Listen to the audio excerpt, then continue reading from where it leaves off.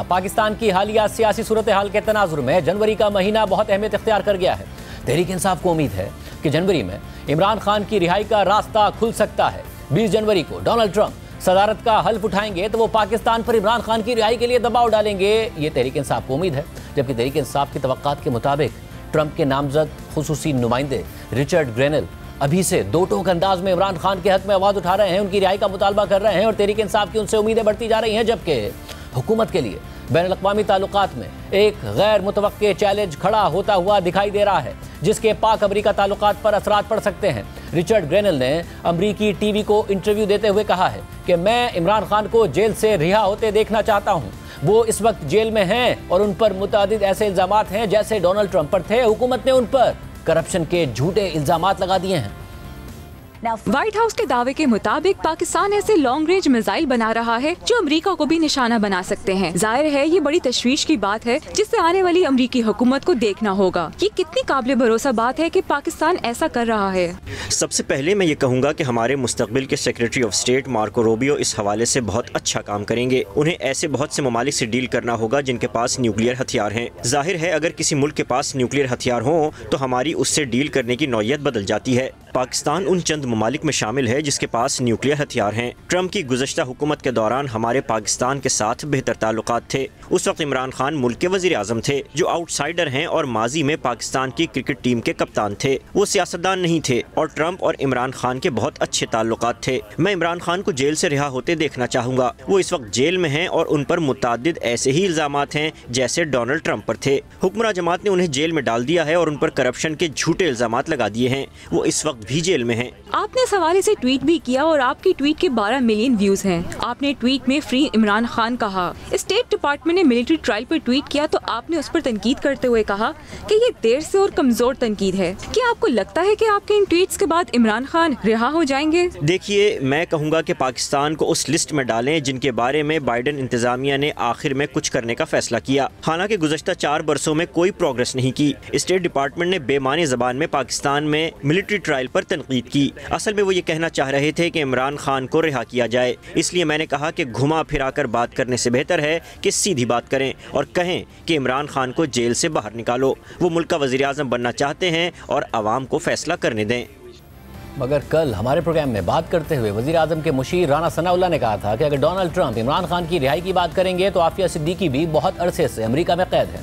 वो आफिया सिद्दीकी को रिहा कर दें तो फिर इमरान खान के बारे में भी बात हो सकती है। अगर ट्रंप ने कोई मुदाखलत की तो उसे हम अपनी खुद मुख्तारी में मुदाखलत तस्वुर करेंगे। जबकि पीटीआई रिचर्ड ग्रेनेल के बयान का खैर मकदम कर रही है और उसे शेयर कर रही है। इस बयान पर तहरीक इंसाफ के चेयरमैन बैरिस्टर गौहर खान और सेक्रेटरी इत्तलात शेख वकास अकरम ने जियो न्यूज़ के नुमाइंदे हैदर शराजी से बात की है। बैरिस्टर गौहर खान के बयान के मुताबिक हम उन तमाम अफराद का शुक्रिया अदा करते हैं जो इमरान खान की रिहाई के लिए कोशां हैं। जहाँ तक इमरान खान की रिहाई का ताल्लुक है तो यह पाकिस्तान के आइन और कानून के मुताबिक होगी। तहरीक इंसाफ किसी भी मुल्क बशमूल अमरीका की मदद की ख्वाहिशमंद नहीं है। पीटीआई किसी मुल्क से ना दरख्वास्त करेगी और ना तवक्को रखती है। जबकि तहरीक इंसाफ के सेक्रेटरी इत्तलात शेख वकास अकरम ने कहा है कि अगर इंसानी हुकूक पर कोई बयान देता है तो उसे खुशामदीद कहते हैं। हम बयान पर शुक्रगुजार हैं, लेकिन इसका मतलब ये नहीं है कि हम मुदाखलत चाहते हैं। इस पूरी सूरत हाल पर बात करेंगे। अमेरिका में पाकिस्तान के साबिक सफ़ीर हुसैन हक्कानी साहब हमारे साथ मौजूद हैं। हुसैन हक्कानी साहब, बहुत शुक्रिया हमें ज्वाइन करने के लिए। सर, पाकिस्तान के निज़ाम की मजबूती और कमज़ोरियाँ, अमेरिका के निज़ाम की बहुत सारी मजबूती और कुछ कमज़ोरियाँ सब आपने बहुत करीब से देखी हैं। ये एक यूनिक सिचुएशन है जिसमें एक सदर अभी इलेक्ट हुए हैं, इक़्तिदार उन्होंने नहीं संभाला। उनके नामजद नुमाइंदे रिचर्ड ग्रेनेल बहुत ज़्यादा ट्वीट्स कर रहे थे। अब उन्होंने इंटरव्यू भी दे दिया, इमरान खान साहब की रिहाई का मुतालबा कर रहे हैं। वो क्या नज़र आ रहा है कि वाकई ये बहुत बड़ा इम्पैक्ट पड़ेगा, बहुत ज़्यादा प्रेशर आएगा? किस तरह देख रहे हैं आप इसको?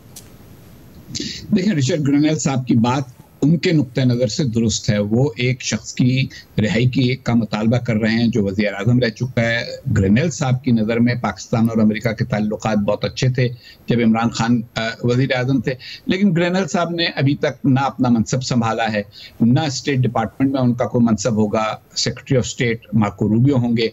जब मुख्तलिफ प्रोफेशनल्स ब्रीफिंग करेंगे तभी पॉलिसी बननी शुरू होगी। यही वजह है कि अलावा उन मामलात के जिनके बारे में सदर ट्रंप ने अपना जहन बना लिया है, बाकी मामलात पे उनकी जानिब से कोई बात नहीं कही गई। पहली बात तो यह, मसलन उन्होंने पनामा कनाल तक पे बात कर दी है, उन्होंने ग्रीनलैंड के बारे में बात कर दी, अभी तक खुद उन्होंने पाकिस्तान के बारे में कुछ नहीं कहा। दूसरी बात यह है कि किसी की रिहाई का मुतालबा अमरीकी मिजाज के ऐन मुताबिक है। अमेरिका इंसानी हकूक का लंबरदार बनता है, दुनिया भर में जमहूरियत चाहता है, लेकिन जो अमेरिका की खारजा पॉलिसी होती है, सबको ये बात मालूम है और सब इसके शाकी भी होते हैं कि वो हमेशा इंसानी हकूक और जमहूरी उसूलों के ऊपर मबनी नहीं होती। अगर उनका ये ख्याल हो कि यहाँ ये बात करना ज़रूरी है तो वो बात कर देते हैं। लेकिन आखिरी बात यह है कि पाकिस्तान अक्सर इंसानी हकूक के मसाइल के ऊपर मगरबी दुनिया के मयार पर पूरा नहीं उतरता, और ये आज की बात नहीं है, ये साल की बात है, निस्फ सदी का किस्सा है, 2-4 बरस की बात नहीं। और कई दफा दबाव आता है और बहुत सारे मामलात पे पाकिस्तान दबाव सह जाता है। तो सवाल यह है कि पॉलिसी नुक्ते नजर से क्या दबाव है? क्या कोई पाकिस्तान की इमदाद है जो बंद होने वाली है? क्या पाकिस्तान पर कोई नई पाबंदियां लगाई जाने वाली हैं? ऐसी कोई बात नहीं है। सारा कुछ ट्विटर पर है, सारा कुछ सोशल मीडिया में है, और सारा कुछ उन पाकिस्तानी निजात अमरीकियों की वजह से है जो बहुत एक्टिव हैं, और उनको इसकी मुबारकबाद दी जानी चाहिए कि उनकी एक्टिविटी के नतीजे में उनकी आवाज़ सुनी जा रही है। लेकिन अमेरिका की पॉलिसी ट्विटर पे नहीं बनती। साहब, और एक बात और एक मामला जिसको ज़ाहिर बतौर सफ़ीर भी आपने बहुत करीब से देखा है, उस ज़माने में ये मामला बहुत ज़्यादा पाकिस्तानियों की फ़िक्र होती थी इस पर। अब राना सनाउल्लाह साहब ने कल हमारे प्रोग्राम में कहा कि अगर वो कहेंगे हमसे तो हम एक तो इसको खुद मुख्तारी में मुदाखलत तस्वुर करेंगे, दूसरा हम उनसे कहेंगे फिर आप आफिया सिद्दीकी को रिहा कीजिए, फिर इमरान खान साहब की रिहाई पर बात हो सकती है। क्या स्टेट लेवल पर इस किस्म का मामला होता है या सिर्फ ये भी टॉक शो में ही होता है?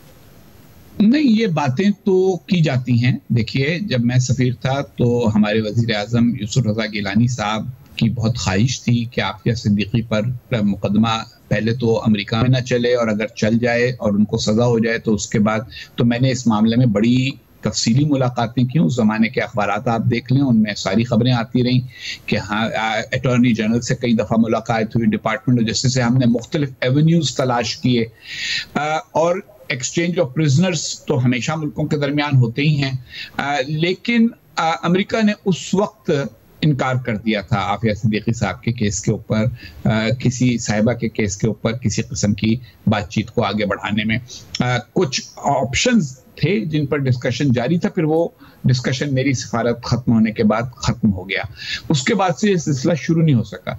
अगर ऐसा सिलसिला हुआ भी तो आप इसके दूसरे सियासी जो यानी रिपरकशंस हैं उन पर भी गौर कीजिए कि एक खातून जिसको दहशतगर्दी पर सजा हुई है, उसके बदले में अगर आप एक सियासी लीडर की रिहाई मांग रहे होंगे तो उसका क्या नतीजा होगा, क्या वो पॉसिबल भी होगा कि नहीं, और अमेरिकी कानूनी उसमें क्या सूरत हाल होगी। तो ये भी वो बात है कि जो टॉक शो पे अच्छी लगती है, और मैं, आपको पता है कि मैं पाकिस्तान के टॉक शोज पे आते हुए हमेशा इसीलिए कभी कभी एहतियात करता हूँ कि हमारे यहाँ बहुत कुछ कहा जाता है लेकिन उसका जो हकीकी दुनिया उससे कोई ताल्लुक नहीं होता। देखिए, बरतानिया और यूरोपियन यूनियन ने कितनी बार पाकिस्तान में इंसानी हकूक की खिलाफ वर्जियों पर बयानात दिए हैं। ये सारे बयानात जमा कर लिए जाएं। जो नौजवान इस पे दिलचस्पी रखते हैं वो फौरन गूगल करना शुरू करें और शुरू करें 1977 से अब तक के बयानात पढ़ने, और हर बयान के नतीजे में हुकूमत कोई एक्शन नहीं लेती। अगर उसको ये लगता है कि इसके नतीजे में ऐसी पॉलिसी बनेगी जिससे हमें नुकसान होगा, तो फिर तो इक़दाम होता है। ये बाल आते रहते हैं हमारी मीडिया में, उसके ऊपर शोर भी हो जाता है, मगर मेन स्ट्रीम मीडिया जिसको अमेरिका का मेन स्ट्रीम मीडिया कहते हैं, उसमें अभी तक ये बात पिकअप नहीं हुई। कितनी दिलचस्पी होगी अमेरिका के सियासी फैसला कुनंदगान को जब वो फैसला कुनंदा के तौर पर सोच रहे होंगे। अभी तो रिचर्ड ग्रेनेल एक फर्द के तौर पर सोच रहे हैं ना, कल को वो एक ओहदे पर होंगे तो उसके बाद उनको अपनी पूरी इंतजामिया के साथ मिलकर बातचीत करनी होगी। उस वक्त लोग कहेंगे, अच्छा जी, ये जो इमरान खान साहब हैं ये तो अमेरिका के खिलाफ ये माजी में कहते रहे हैं, इनके हामी ये कहते रहे हैं, तो ये अमेरिका के किसी मफाद के नुमाइंदा तो है नहीं।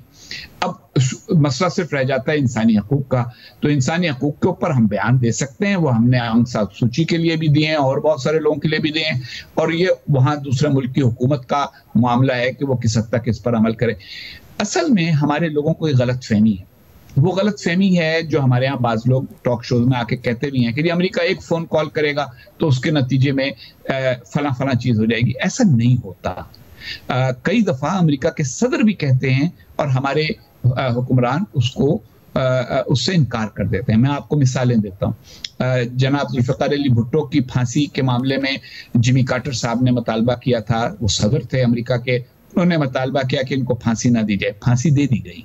इसी तरीके के साथ एटमी टेस्ट के हवाले से पाकिस्तान को कहा गया कि आप एटमी यानी जो तजुर्बा है वो ना करें, लेकिन पाकिस्तान ने उसको वायलेट कर लिया।